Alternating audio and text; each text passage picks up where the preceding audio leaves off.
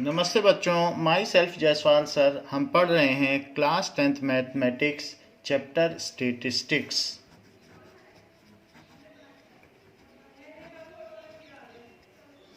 That is सांख्यिकी।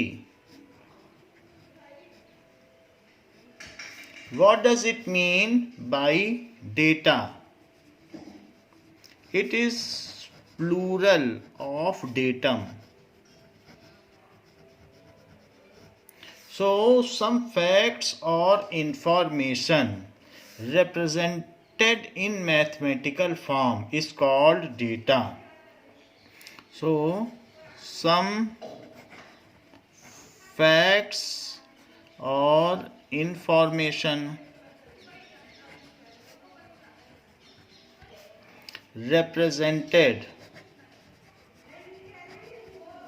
in mathematical form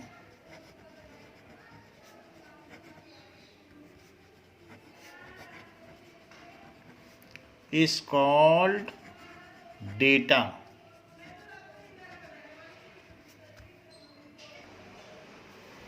Statistics.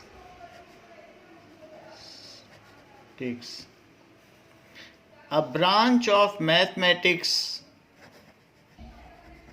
Branch of mathematics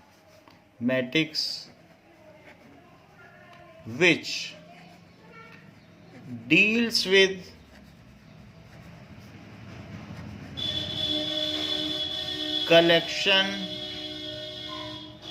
collection करता है, उसको प्रोसेस करता है, यानी अरेंजिंग डेटा, फिर उसे रिप्रेजेंट करता है एंड लेटर ऑन स्टडी भी करता है and study it for utilisation of some purposes. Utilisation किसी एम के लिए ऐसा करता है, utilisation and study it for utilisation for some purpose or aim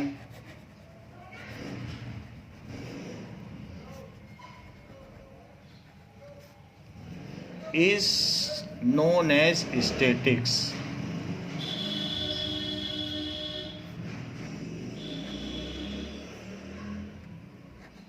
उसको गणितीय भाषा में सांख्यिकी कहा जाता है। Now data may be discrete or data may be continuous. So there are data are of two types. Data may be discrete or continuous. दो तरीके के हो सकते हैं। Now there are certain data which are discrete in nature.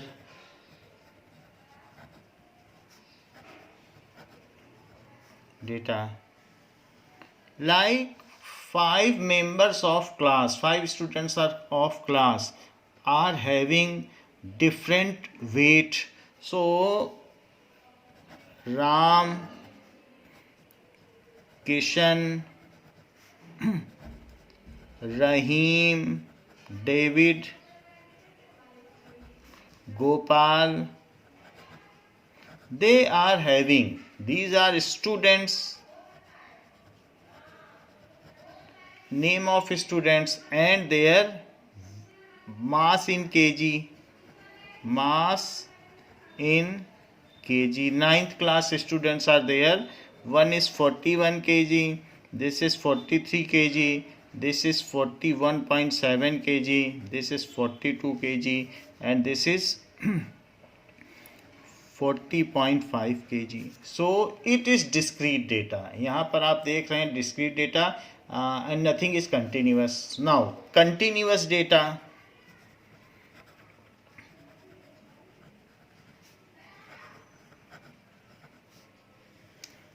so if data are represented in interval, if data are in large number,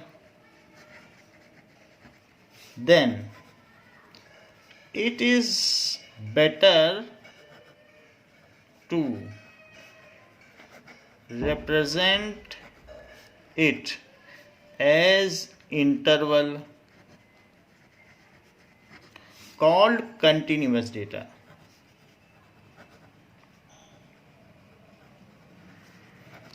For example, 60 students of class 9th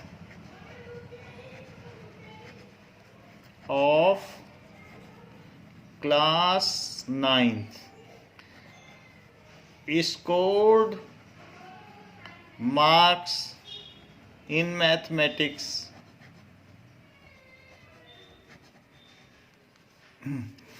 out of 100 marks. 100 marks भी हो सकता है या 50 marks भी हो सकता है, तो ऐसे हम ले सकते हैं। तो उसके लिए भी एक कॉलम बनाया जा सकता है। सो यहाँ क्लास इंटरवल रहेगा। तो जो क्लास इंटरवल ले रहे हैं वो मार्क्स को बता रहे हैं, मार्क्स के टर्म्स में क्लास इंटरवल है। And number of students like 0 to 20 marks, upper limit not included. जो कंटिन्यूअस डेटा होते हैं उनमें अपर लिमिट नॉट इंक्लूडेड होती है, अपर limit not included. Now 20 to 40, 40 to 60, 60 to 80 and 80 to 100, like this. Let 5 students have scored 0 to 20 marks, that means 0 to 19 marks or 19.5. 20 marks इस interval में include नहीं है, तो ये 20 to 39.5 यहाँ आएगा। 40 इसमें इंक्लूडेड नहीं है। So upper limit not included in that class, in that class. तो ये 0 to 20 की क्लास है और इसका क्लास साइज है अपर लिमिट माइनस लोअर लिमिट, तो ये 5 हो गई। सेकंड, 5 बच्चे ऐसे हैं, कुछ ऐसे बच्चे हैं, मान लीजिए 15 बच्चे जो थोड़े एवरेज हैं, 5 तो बहुत ही वीक हैं, 15 ऐसे हो गए और मोस्टली जो हैं वो एवरेज हैं। तो 30 स्टूडेंट्स इसमें एवरेज हैं, तो ये 50 हो गया, 30 40 50, टोटल 60 बच्चे हैं। और 50 और 8 बच्चे ऐसे आ गए जो 58 हो गया, और 2 बच्चे ऐसे हो गए जो जिन्होंने 80 to 100 स्कोर किया है। So this is 20 30 50 50 80। तो टोटल कितने स्टूडेंट्स हो गए? टोटल 60 स्टूडेंट्स हो गए। सो इन सब के नीचे टोटल लिखा जा सकता है। तो ये कंटिन्यूअस है, यानी 0 से 100 तक की हमने कंटिन्यूटी कर दी। यहाँ ऐसी कोई कंटिन्यूटी नहीं है, तो कम बच्चों में कंटिन्यूटी नहीं बन पाती है, उसमें आप इंटरवल बनाएंगे तो क्या होगा, उसमें 1 1 आएगा, इसमें कंटिन्यूटी बन रही है। तो इसमें ये क्लास इंटरवल हो गया और नंबर ऑफ स्टूडेंट्स हैं, इसको फ्रीक्वेंसी भी कहते हैं, जिसको F से डिनोट करते हैं। Now so it was continuous data. In continuous data क्या होता है? इन कंटिन्यूअस डेटा जो क्लास साइज है वो क्या होगा? अपर limit minus lower limit. If it is class size ऐसा भी हो सकता है कि यूनिफॉर्म भी हो सकता है या नॉन यूनिफॉर्म, 0 से 10 बना दिया, 10 से 30, 30 से 70, अलग अलग भी बना सकता है। नॉन यूनिफॉर्म क्लास साइज भी हो सकता है और यूनिफॉर्म भी हो सकता है। That you have to observe. So जो भी हो, upper limit minus lower limit. मान लीजिए यहाँ तो हमारे केस में 20 20 का क्लास साइज है, सब में 20 20 लिए गए हैं। तो ऐसे केस में आप कोई भी ले लें, अपर लिमिट मान ये 20 है और लोअर लिमिट 0 है, तो क्लास साइज 20 मार्क्स का है। अब हम ये कह सकते हैं कि जो 5 बच्चे हैं उन्होंने कितने नंबर पाए, ये तो नहीं कह सकते उन्होंने 0 पाए, ये भी नहीं कह सकते उन्होंने 20 पाए, तो हमें एक इनका मिड पॉइंट ढूंढना होगा। तो 5 बच्चों ने उतने अंक पाए हैं, दैट मीन्स उसको कहेंगे class mark. Class mark it is equals to lower limit plus upper limit upon 2। So class mark अगर आपको निकालना है तो हर एक केस में ऐसा ही करना पड़ेगा। अब हम इसको फिर से लिखें तो उससे हमें क्लास मार्क का पता चल जाएगा, जैसे कि क्लास इंटरवल, क्लास मार्क और फ्रीक्वेंसी। तो 0 to 20 मार्क्स पाए, 20 to 40, 40 to 60, 60 to 80 और 80 to 100। जो लास्ट क्लास इंटरवल है उसमें अपर लिमिट इंक्लूडेड होती है, ये बात ध्यान रखें, वरना 100 वाला आप कहाँ ले जाओगे। तो in last class interval upper limit included, तो यहाँ पर ये इंक्लूडेड है, 100 इसमें इंक्लूडेड है। अब इसका क्लास मार्क निकालें, तो क्लास मार्क का हमने आपको बताया है कि क्लास मार्क कैसे निकाला जाता है, mid point of class interval, lower plus upper by 2, 0 plus 20 by 2। तो निकालिए 0 प्लस 20 बाई 2 कितना होगा। सो 0 plus 20 by 2 that is 10, 20 plus 40 by 2 that is 60 by 2 तो 30, 40 प्लस 60 बाई 2 तो 100 by 2 that is 50, 60 plus 80 by 2 that is 140 by 2 that is 70, and it is 80 plus 100 by 2 सो 90। ये चीज़ यहाँ दिखानी नहीं है, ये वर्बली करनी है, आप पहली बार करा रहे हैं आपसे तो ऐसा लिख दिया। इसको XI कहते हैं। तो ये क्लास मार्क ये कहा जा सकता है कि 10 मार्क्स 5 बच्चों पे आए। फ्रीक्वेंसी नंबर ऑफ पर्सन्स होती है, नंबर ऑफ स्टूडेंट्स। तो 5 बच्चों के आए, 30 मार्क्स 15 बच्चों के आए, और 50 मार्क्स 30 बच्चों के आए, और 70 मार्क्स 8 बच्चों के आए, और ये मार्क्स आ गए 2 बच्चों के। तो ये हमारा टेबल बन गया जिसमें हमने क्लास इंटरवल, क्लास मार्क और फ्रीक्वेंसी को FI कहते हैं।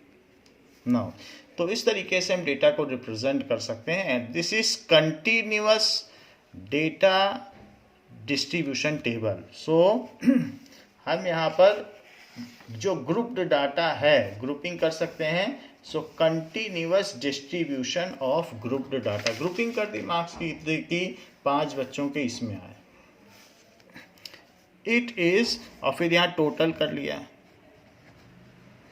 इट इज इक्वल टू 60, तो 60 स्टूडेंट हो गए। सो it is continuous distribution of grouped data. Grouping तो करनी पड़ी, सो ग्रुप्ड डाटा हो गया ये।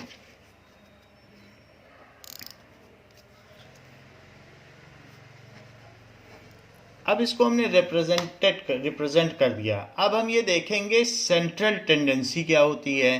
तो what does it mean by central tendency? That is all data, sum of all data is nearest to some data। यानी जितने भी डेटा दिए गए हैं, मान लीजिए आपने फायरिंग की और इतने सारे आपने बुलेट्स आपने किसी इसमें रेंज में मार दिए टारगेट पर, तो ये सारे जो आपने फायरिंग की ये किसी एक पर्टिकुलर पॉइंट से पास हैं। अगर इन सबका सम किया जाए, इसकी डिस्टेंस, इसकी डिस्टेंस, इसकी डिस्टेंस, सबका सम कर दो, तो ये जितनी भी आपने फायरिंग की है ये किसी एक के पास है। सो द डेटा, वो हो सकता है वो मार्क्स किसी को ना मिला हो। जैसे आपके बहुत सारे मार्क्स हैं और आपकी परसेंटेज बनी 80.6, तो आपके जितने भी मार्क्स हैं math, science, SST, English, Hindi, वो सारे मार्क्स 88.6 के पास होंगे उनका अगर सम किया जाए।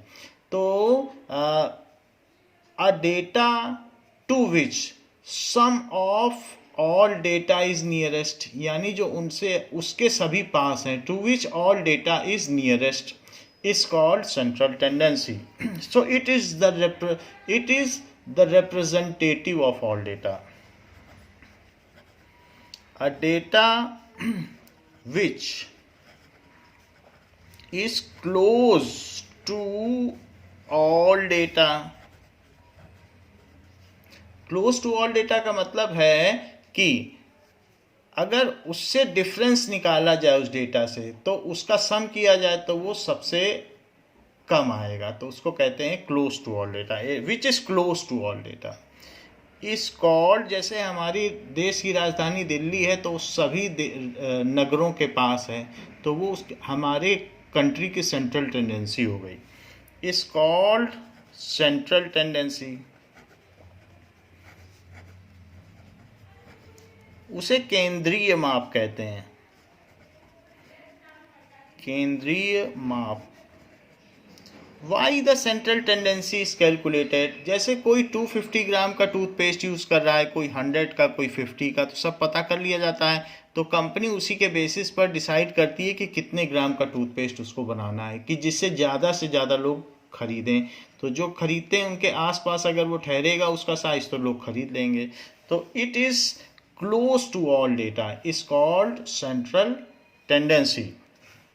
Now, जैसे एक बच्चे ने, a student has got 2, 4, 4, 5, 3 marks in 5 tests.